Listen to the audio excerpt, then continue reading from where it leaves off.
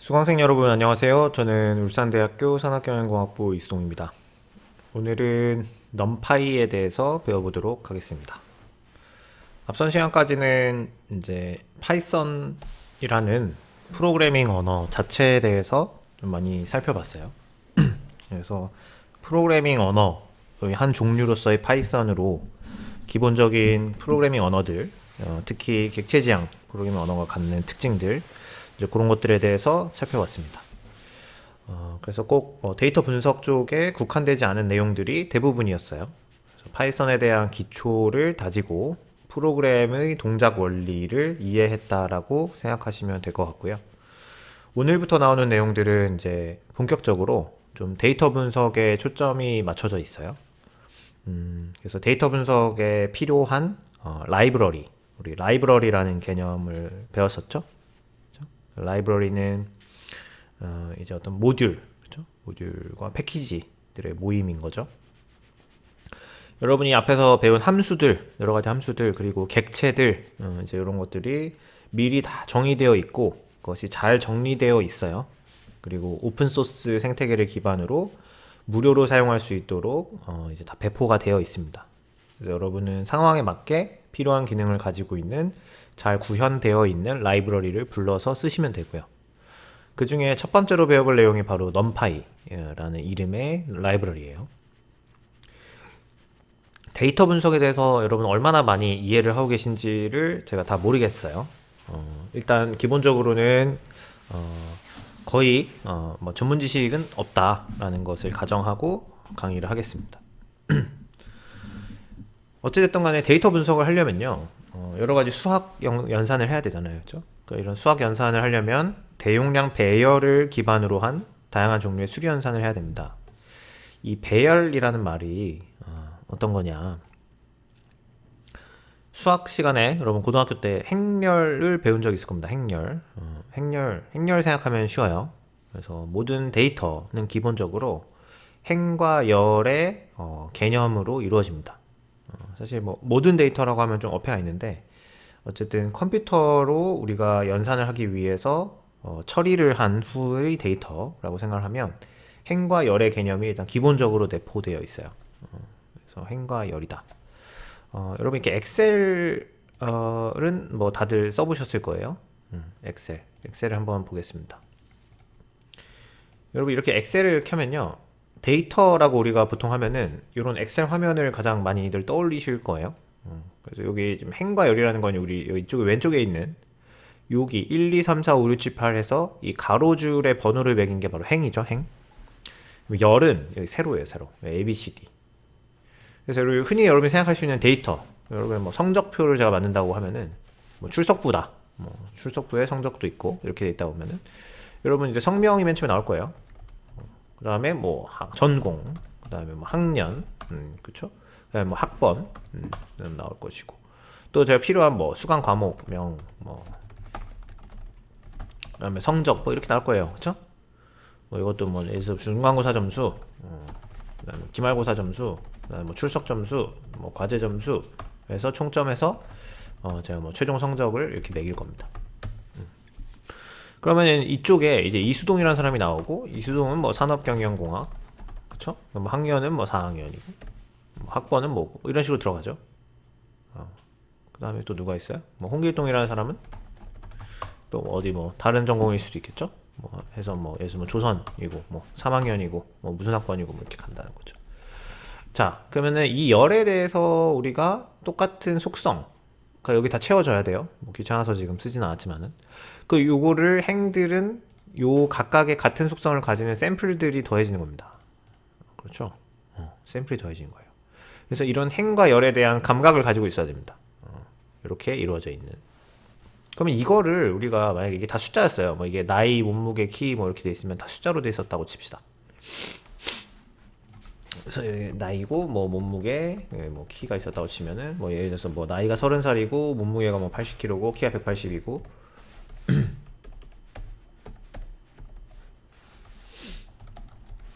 네. 그다음 나이가 뭐 25살이고 몸무게가 뭐 65고 그다음에 키가 뭐 168이고 뭐 이런 식으로 쭉쭉 가잖아요. 그러면 얘가 바로 우리가 생각할 때 수학에서 말하는 행렬의 한 형태가 될 수 있는 거죠. 맞아요? 행과 열이 있고 숫자로 차 있는. 요런 것들을 연산하는 거예요. 덧셈, 뺄셈, 곱셈, 나눗셈, 역행렬 뭐 등등. 자, 그런 거에 모여서 데이터 분석이 됩니다. 저런 식의 데이터를 우리가 다룰 수 있어야 돼요. 즉, 행렬. 이거를 우리가 코딩에선 배열. 뭐 완전히 같은 개념은 아니지만 어쨌든 그렇게 일단 비유해서 생각하시면 될 것 같아요. 요런 걸 다루는 거의 수학 분야를 선형대수라고 해요. 리니어 알지브라라고 하고 뭐 요거 선형대수에 대해서 여러분 강의를 들어보신 분도 있고 대학교에 와서 아닌 분들도 있을 것 같습니다. 고등학교 때 배웠던 행렬의 뭐 역행렬을 구하고 행렬의 뺄셈을 하고 이런 것도 전부 다 선형대수에 포함이 됩니다.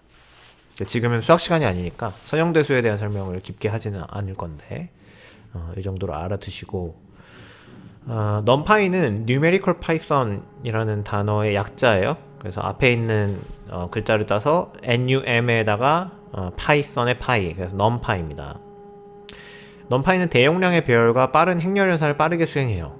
앞서 말씀드린 그런 성격을 가지고 있고 또한 고차원적인 수학 연산자와 함수를 포함하고 있는 파이썬 라이브러리입니다.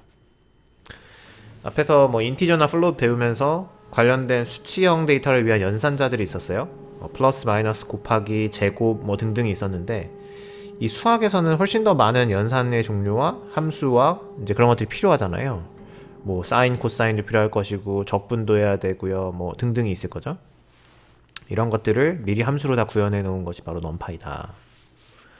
자, 그럼 numpy 한번 살펴볼게요.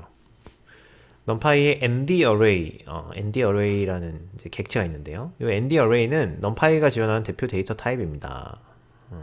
그래서 ND-array는 고차원의 배열 데이터를 작업을 효과적으로 수행할 수 있도록 다양한 기능을 지원해요. 자, 일단 그러면은 제일 먼저 numpy를 불러가 볼게요. 우리 라이브러리를 불러오는 거, 미리 정의된 함수를 불러오는 거, 앞에 함수 배울 때 배웠었죠? 그건 바로 import, 그다음에 numpy as np. 자, 이 형태입니다. 일단 import라고 쓰면요, 정의되어 있는 모듈을 호출할 수 있는 거예요. 불러오고 그 불러오려고 하는 모듈의 이름, 즉 라이브러리예요. 여기서는 이 라이브러리는 numpy. 대문자 아니고요, 그냥 소문자입니다. numpy를 불러오는데 별명을 써줄 거예요. 이 numpy도 5글자라서 계속 치기 부담스러우니까 2글자로 그냥 np 이렇게 줄일게요.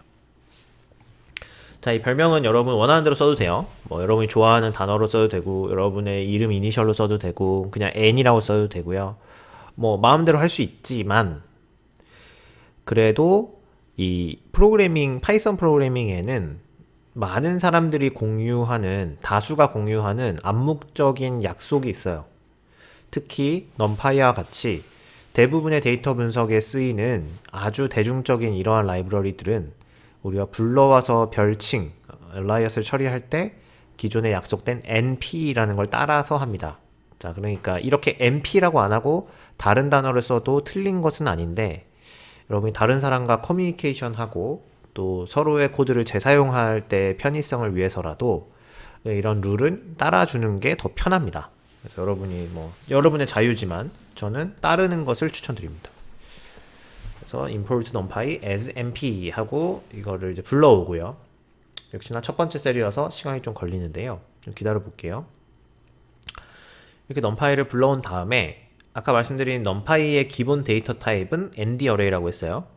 그러니까 이 데이터 타입은 뭐 정수를 나타내는 인티저나 부동소수점을 나타내는 플롯이나 이런 거 비슷하게 어떤 객체를 정의하고 규정하는 자료형인 그 타입이 정해져 있고 그 이름이 ND-array인 거예요. ND-array를 이용해서 다차원 배열을 쉽게 생성하고 연산을 수행할 수 있습니다. 자, 어떻게 만드느냐? 일단 리스트를 하나 만들어 볼게요. 우리 리스트 기억나시죠? 리스트는 지금 기억 안 나면 큰일 나요. 그쵸? 리스트는 이제 여러분 다 알고 계시고 리스트를 우리가 임의의 변수에 넣는데 이름을 ls, 리스트의 줄임말이에요. 이렇게 넣어보겠습니다. 그리고 타입을 찍어보면요, 당연히 리스트라고 나오겠죠? 자, 우리 앞 시간에 클래스 배웠죠? 그래서 이제 알겠어요. 아, 이래서 타입을 찍어내는 함수를 인쇄하면 클래스라는 게 붙어 있었구나. 이제 클래스가 뭔지 아니까 아, 그 클래스의 이름이 리스트구나. 그 리스트 안에는 그 리스트가 가진 속성들과 메서드 등등이 들어가 있구나. 자, 아시겠죠? 자, 그러면 이걸 numpy array, nd array로 바꿔볼게요. nd array의 데이터 타입은요, nd array 내의 값은 숫자, 문자열, 불리언 등 모두 가능해요. 뭐든지 넣을 수 있습니다. 하지만 연산을 위해서 하나의 ND 어레이 내에는 하나의 데이터 타입만 존재할 수 있습니다. 무슨 얘기냐면 ND 어레이 안에 들어가는 요소들은 여러분이 원하는 데이터 타입으로 넣을 수 있지만 한 가지로 통일해서 넣어야 된다. 아시겠죠? 그러니까 섞어서는 못 넣는 거예요. 뭐 인티저하고 플롯을 섞어서 넣고 그렇게는 안 된다. 아시겠죠? 만약에 여러분이 다르게 넣으면 모든 값은 크기가 더 큰 타입으로 자동 변환이 됩니다. 그러니까 서로 다른 유형을 하나의 ND 어레이에 집어넣는다고 해서 에러가 나는 것은 아니고 그것을 자동으로 파이썬 인터프리터가 더 큰 용량을 가지는 쪽으로 변환시켜 준다는 거예요. 더 큰 용량이라는 게 뭐냐? 제가 리스트를 1, 2, 3이라고 만들고요. 일단 처음에 이제 변환하는 것부터 해볼게요. 이 리스트를 우리 앞에서 뭐 여러가지 인티저 함수, 불리언, 플롯 똑같이 했듯이 그 타입의 클래스의 이름으로 함수를 이제 우리가 호출해 주면은 그 함수의 이름인 타입으로 그 입력된 객체를 변환시켜 주는 거였죠. 그러니까 지금은 그게 어레이인 거예요. 어레이 여기서. 그래서 numpy 점, 자 우리 임포트 할 때 모듈에서 배운 거죠. 여기 지금 점 하면은 이 numpy라는 거 안에 있는 무언가예요. numpy 안에 있는 array라는 메서드야. 함수를 불러와. array라는 거는 list. 여기 입력되어 있는 거를 ND array로 바꿔주는 거야. 그래서 리스트를 입력하고 array에다가 넣어주고 그 결과값을 타입을 찍어보면 클래스 numpy 안에 있는 ND array라는 게 되고요. 그 다음에 요걸 찍어보면은 이제 array 1은 이런 식으로 나오는 거예요. 이 array 1은 ND array인데 이 ND array 1을 ND array를 출력하니까 리스트처럼 똑같이 나오네요. 그렇죠? 요 대괄호 안에 들어가 있는 것처럼 나옵니다. 그렇게 나와요. 자, 아까 말씀드린 것처럼 이렇게 혼합해서 넣으면 어떻게 되냐? 1, 2는 인티저고 테스트는 텍스트 스트링으로 넣어볼게요. 그런 다음에 얘를 array로 해서 ND array로 변환시키면 결과는 앞에 있는 인티저들이 스트링으로 바뀐다는 거예요.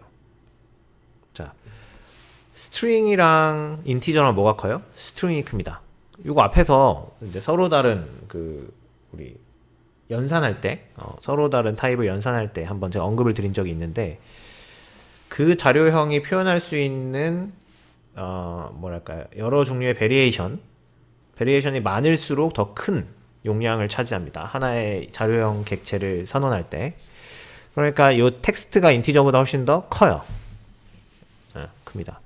네, 플롯이랑 인티저는 당연히 플롯이 더 크겠죠. 그렇죠? 플롯은 소수점이 있고 인티저는 소수점이 없으니까 얘가 표현할 수 있는 숫자가 더 많잖아요. 그렇죠? 그리고 요거보다 스트링이 더 큰 용량을 요구하고요. 이렇게 돼 있어요. 그래서 플롯이랑 스트링이랑 붙으면 스트링이 되고요. 뭐 이렇게 됩니다. 그래서 뭐 이런 경우에 뭐 이렇게 섞여 있는 경우든 섞여 있지 않은 경우든 내가 만약에 이 numpy ND array의 타입, 즉 요소들의 타입을 바꾸어 주고 싶다. 내가 원하는 걸로 라고 할 때는 as 타입이라는 메서드를 쓸 수 있어요. 그래서 array 맨 처음에는 얘를 인티저, 얘 안에 있는 게 다 인티저, 통일되어 있기 때문에 얘는 그냥 인티저 타입의 ND array가 나와요. 그런데 얘를 내가 플롯으로 바꿔주고 싶어요. 플롯으로 바꿔주면 as type float 해주면 돼요. 근데 플롯 뒤에 붙는 숫자는 뭐 64도 있고 뭐 인티저도 32도 있고 이런데 이 부분은 지금 넘어가 있습니다. 그래서 플롯도 얼마나 많은 소수점 자리를 표현할 거냐에 따라서 이 뒤에 숫자가 달라지는데 어쨌든 array float으로 바꾸면은 얘를 as type 해주면 된다. 아시겠죠? 여러분 원하는 대로 바꿀 수 있다. 즉 인티저였던 거를 플롯으로 바꿨고 여기에서는 플롯으로 돼 있던 거를 인티저로 바꿨고 여기에서도 플롯으로 원래 들어와서 리스트가 얘를 그냥 ND array로 바꾸면 플롯을 가지고 있는 ND array가 됐을 텐데 얘를 as type 인티저를 써서 인티저로 바꿨다. 이렇게 이해하시면 이제 쉽게 이해하실 수가 있습니다. 네, 이제 다음으로는 ND array의 차원에 대해서 살펴보도록 하겠습니다. ND 어레이는 주로 다차원 배열을 효과적으로 다루기 위해 사용합니다. 그럼 다차원 배열의 특징을 이해하기 위해서 먼저 차원이 뭔지 설명해 볼게요. 앞서서는 우리가 그냥 한 줄짜리 리스트만을 가지고 ND 어레이를 만들었어요. 이런 경우에는 우리가 차원이 어떻게 표현되는지 볼게요. 이 ND 어레이의 형태를 한번 봅시다. 자, 형태를 나타내는 함수는 shape이라는 함수예요. shape은 영어 단어고 한국말로는 모양이죠. 그래서 array2의 모양을 보여줘 이러면은 shape은 여기네요. array1의 shape은 3, 하고 뒤가 없네요. 어떻게 나타나는 걸까요? 자, 하나, 둘, 세 개 하고 끝이야. 더 셀 게 없어. 그러니까 3, 하고 끝납니다. 어떤 얘기냐면 우리가 이런 데이터를 보통 뭐라고 하죠? 몇 차원이라고 해요? 2차원이라고 합니다. 맞아요? 자, 차원이 몇 개예요? 1차원, 2차원. 자, 우리가 하나 행렬은 뭐라고 해요? 2차원이라고 하죠. 차원. 그러니까 차원이 행으로 몇 번째야? 열로 몇 번째야? 이겁니다. 이게 어려우시면 여러분 뭐 체육 시간이나 수업 시간에 한 줄로 앉아봐. 이렇게 하면은 자, 예를 들어서 1, 2, 5, 8, 8 이 세 숫자가 한 줄로 서 있었어요. 그러면은 요 네 개의 숫자가 몇 번째 있는지는 첫 번째 있어, 두 번째 있어, 세 번째 있어, 네 번째 있어. 이 위치를 표현할 수 있는 그 축의 수가 하나예요. 그렇죠? 그러니까 일렬로 서봐. 자, 첫 번째부터 앉아번호 그렇게 하면은 1, 2, 3, 4 하면서 학생들이 앉잖아요. 그렇죠? 그럼 첫 번째, 두 번째, 세 번째, 네 번째 하나의 숫자로 너가 어디 있는지를 알 수 있다. 근데 이게 2차원이 되면 어떻게 될까요?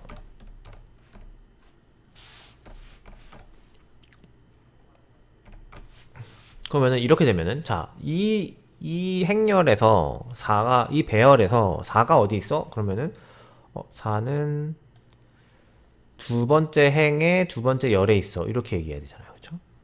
몇 번째에 있어? 라는 것이 그렇죠? 5는 세 번째 행의 첫 번째 열에 있어. 이렇게 되는 거죠. 그렇죠? 우리가 앞에서 선생님이 이제 뭐 계시고 이제 책상에 자리에 쭉 앉아 있을 때 왼쪽부터 뭐 1분단, 2분단, 3분단 이렇게 하면은 맨 왼쪽 분단에서 맨 뒤에 앉은 학생 이렇게 하면은 이제 위치가 정해지죠. 근데 여러 개의 분단이 있는데 맨 뒤에 앉은 학생 하면은 그냥 모르잖아요. 그렇죠? 이렇게 그 위치를 표현하는데 필요한 그 위치를 나타내는 인덱스라고 하면 편의상 하겠습니다. 인덱스의 수가 우리가 어떻게 보면은 이 차원이 되는 거예요. 그러면 자 볼게요. array2의 형태는 어떻게 되냐? array2는 제가 하나, 두 개의 리스트를 콤마로 연결하고 다시 리스트로 감쌌어요. 즉, 이거는 첫 행이 1, 2, 3, 두 번째 행이 2, 3, 4인 행렬을 나타내는 방법이라고 볼 수도 있겠죠. 이런 경우에는 자, 행은 2개, 열은 3개. 어떻게 나와요? 출력하면 이렇게 나오죠. 그러니까 1행, 2행, 그 다음에 1열, 2열, 3열. 그죠? 1열, 2열, 3열.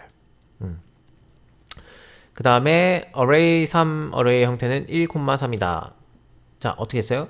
똑같이 1, 2, 3만 있는데 괄호 하나가 아니라 괄호를 두 겹으로 했어요. 그러면 1, 행은 하나, 그 다음에 열은 3개. 맞죠? 행은 하나, 열은 3개. 그래서 1, 3이 됩니다. 그 다음에 그럼 더 많이 할 수도 있나요? 이 괄호의 숫자만큼 숫자가 생겨요. 그쵸? 겹을 싸는 거예요. 자, 이렇게 하면 행 하나, 1행, 2행, 행 2개, 그 다음에 열은 3개. 이러한 행렬이 2개 겹쳐 있는 거예요. 이거 어떻게 되는 거죠? 여러분, 이제, 어릴 때 놀 때 이렇게 햄버거 같은 놀이 하잖아요. 그쵸? 어떻게 돼요? 2명, 3명, 총 6명이 바닥에 눕고, 그 위에 또 2명, 3명, 6명이 그 위에 이렇게 차곡차곡 인간탑을 쌓는다고 생각해 보세요. 그러면은 맨 밑에 층에서의 맨 왼쪽에서 맨 앞에 있는 애, 두 번째 층에서의 맨 오른쪽에 맨 뒤에 있는 애, 이런 식으로. 그쵸? 그러면 층, 행, 열. 맞아요? 그럼 세 개를 말해야 되죠. 이걸 우리가 3D라고 하는 거예요. 3D. 자, 그러니까 1D, 2D, 3D. 그때 얘기하는 거랑 똑같아요. 그러니까 3D는 입체죠. 2D는 평면이고 1D는 직선이고. 자, 그러면 이거를 개념 알겠어요. 자, 그러면 shape은 요거를 각각에 들어가 있는 차원에서의 숫자가 몇 개인지를 알려주는 거고, 이 숫자가 들어가는 이 자리 자체의 개수는 우리가 차원이라고 하는 겁니다. 자, 쉐입을 통해서 우리가 몇 차원인지를 짐작해 볼 수는 있지만 정확하게 차원이라는 것을 찍어 보려면 ndim, number of dimensions라고 하는 거예요. 이 차원은 dimension입니다, 영어로. 디멘전의 수가 얼마니? 자, 그럼 아까 위에서 보셨던 array 1, array 2, array 3, array 4라는 4개의 서로 다른 ND array의 차원의 수를 보면은 1차원, 2차원, 2차원, 3차원인 거예요. 아시겠죠? array 1은 1차원이었고요. array 2는 2차원, array 3도 2차원, array 4는 3차원. 뭐 4차원, 5차원, 6차원도 되는데 우리가 시각적으로 뭔가 표현하고 상상하는 데는 인간은 3차원까지만 가능한 거죠. 여러분 지금 4차원이 보인다라고 하면은 여러분이 약간 지금 뭔가 착각하고 있거나 천재이거나 둘 중에 하나입니다. 그렇죠? 그래서 3차원이에요. 우리가 살고 있는 세상에서 시각적인 표현을 할 수 있는 거는. 자, 그러면은 이러한 차원을 우리가 자유자재로 다룰 수 있어야 돼요. 자, 어떤 얘기냐면은 우리가 그냥 1차원 데이터는 일직선으로 되어 있는 거고요. 2차원 데이터는 예를 들면 이미지예요, 이미지. 그렇죠? 이미지는 어떻게 되어 있어요? 여러분 사진 파일을 이미지 파일을 하나 열면은 가로와 세로가 있는 평면으로 된 네모에 안에 색깔이 칠해져 있잖아요. 그 색깔들은 다 숫자예요. 뭐 흑백 사진이든 RGB로 표현되는 컬러 사진이든 그 하나하나의 픽셀이라고 하는 그 이렇게 사진에 있는 한 칸 한 칸에는 색깔이 들어가 있어요. 이 화면도 마찬가지입니다. 이 화면에 가로 세로에 가로는 여기고 세로는 이 위치, 행은 여기고 열은 이 위치에 요 세모가 있다는 거는 요 점에 검정 흰색 흰색 검정 흰색 이렇게 있다는 거잖아요. 그렇죠? 그게 2차원이고 3차원은 그럼 보겠어요? 그렇죠? 영상이 이렇게 되겠죠. 그렇죠? 영상은 뭐예요? 사진이 여러 개 겹쳐서 빨리 지나가는 게 영상이잖아요. 그렇죠? 여러분 옛날에 교과서 귀퉁이에다가 그림을 그려놓고 페이지마다 이렇게 빠르게 투르르 넘기면은 움직이는 만화책이 되는 거 해봤죠? 그런 것처럼 2차원의 이미지를 쌓으면은 빠른 속도로 그게 바로 동영상이 되는 겁니다. 그럼 3차원이 되고 4차원은 또 그 다음 있겠죠. 이 차원을 우리가 변환하고 싶어요. 그럼 어떻게 하냐? reshape이다. reshape은 다시 shape한다. 모양을 만든다. 특정 차원의 크기로 우리가 마음대로 변환할 수 있습니다. 자, 1차원에 있는 ND array를 reshape해서 2,5 하면요. 2,5의 shape를 가지는 array를 변환해라. 5,2면요. 5,2 행은 5, 열은 2로 변환해라. 이런 식이 되겠죠. 그런데 reshape은 지정된 사이즈로만 변경이 가능합니다. 뭐 만약에 10개인데 내가 뭐 3,5로 해. 그러면 15개 필요하니까 안 되겠죠? 마찬가지예요. 그렇죠? 그 reshape array 1은 10개밖에 없는데 4,3으로 해. 안 돼요. 12개가 필요합니다. 그렇죠? 그래서 이거를 딱 맞춰줘야 돼요. 그래서 요거에 뭐 약수, 배수, 수학에서 배우는 이런 개념으로 해줘야 되는데 요럴 때 우리가 쓸 수 있는 게 바로 이제 -1 인자입니다. 그래서 인자를 -1으로 사용하면 편리해요. -1은 나머지는 우리가 원하는 값으로 해주고 나머지는 나 몰라. 그러니까 하나의 약수만 해주고 내가 중요한 거는 지금 이 10개의 값을 갖는 1차원짜리 배열을 2차원으로 바꾸고 싶은데 열의 개수는 5개야. 행은 나머지 알아서 해. 그 다음에 행의 개수는 5개야. 열은 알아서 해. 이렇게 해주는 거예요.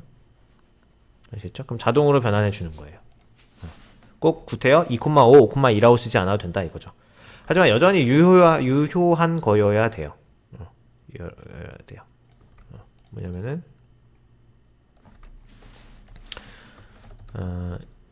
MP arrange 10이라는 거는 아직 안 배웠는데요. 우리 앞에서 배웠던 range하고 비슷한 거예요. 그래서 arrange 10 하면 0에서부터 9까지 10개의 값을 가진 numpy array를 만들어주는 건데 뒤에서 배울 거고요.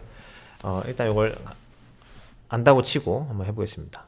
그래서 array on reshape 하고 만약에 제가 여기다 7을 넣으면 어떻게 되냐는 거죠? 7 에러가 나는 거예요. 그렇죠? 이거 여전히 그러니까 그 전체 가지고 있는 엘러먼트 수의 약수로 표시해야 되는 거는 여전히 고정이 되어 있는데 요 나머지 값을 임의로 우리가 그냥 -1로 두면 자동으로 처리해 준다 라는 편리함이 있다는 겁니다.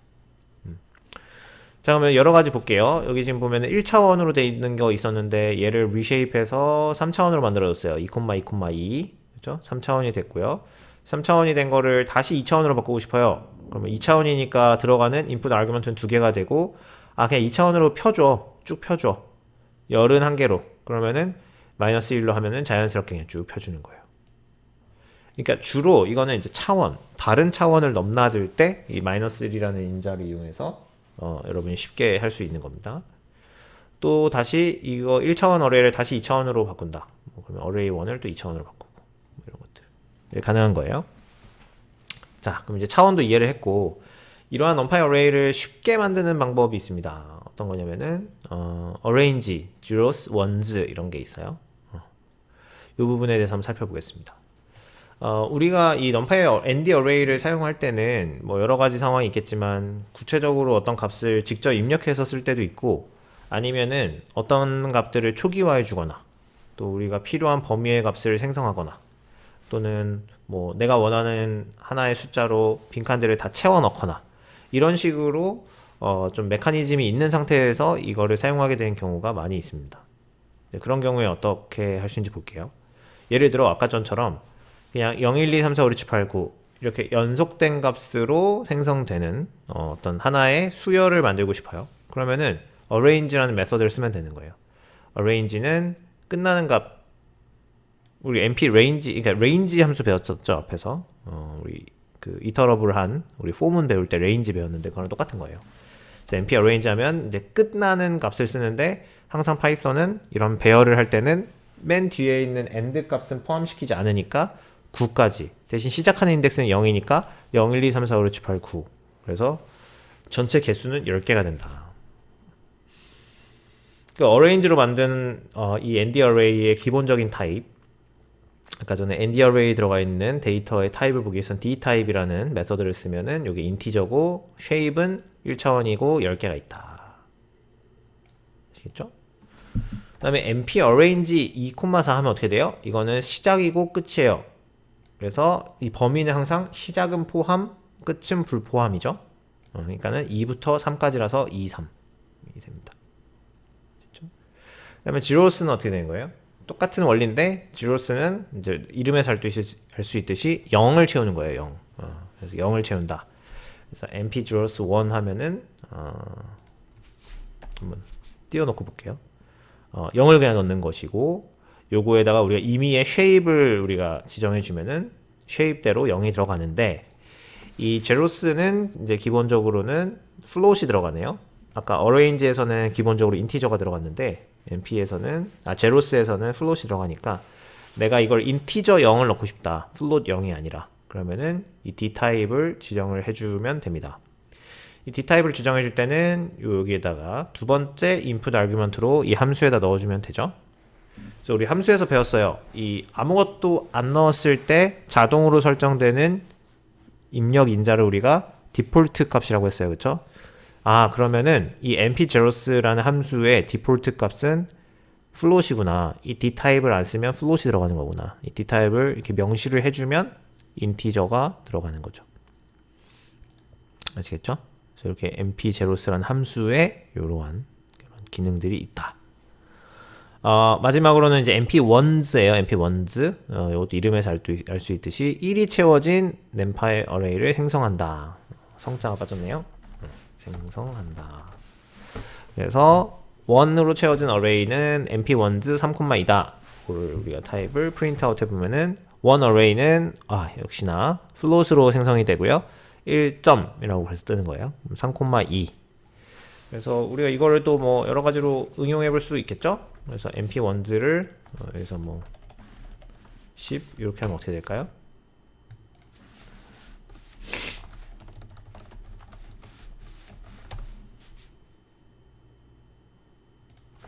네,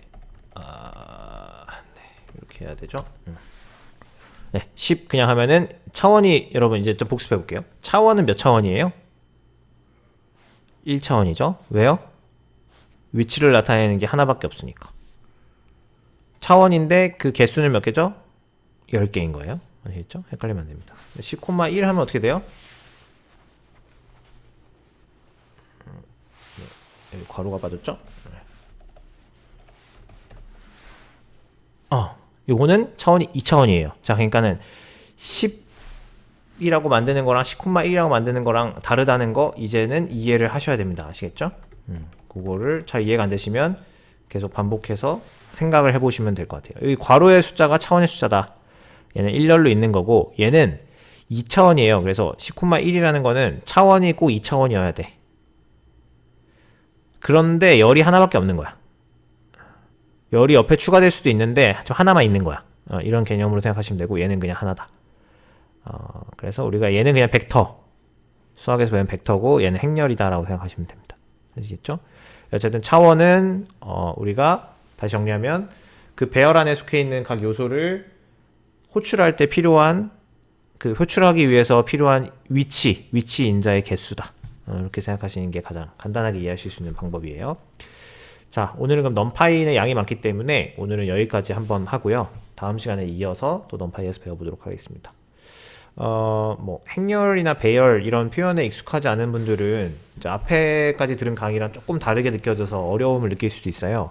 그렇기 때문에 꼭 복습을 잘 하시면서 여러분의 것으로 만드시고 이제 그 다음으로 넘어가시는 것을 추천드리겠습니다. 오늘도 강의 듣느라 수고 많으셨고요. 네, 다음 시간에 뵙도록 하겠습니다. 감사합니다.